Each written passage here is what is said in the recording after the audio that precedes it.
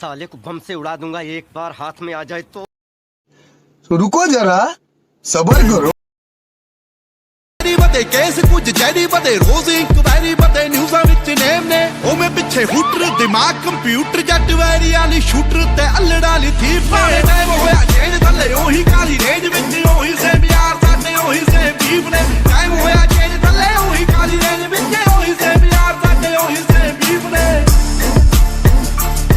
साडे ओही same beef ने साडे ओही सेम बीफ ने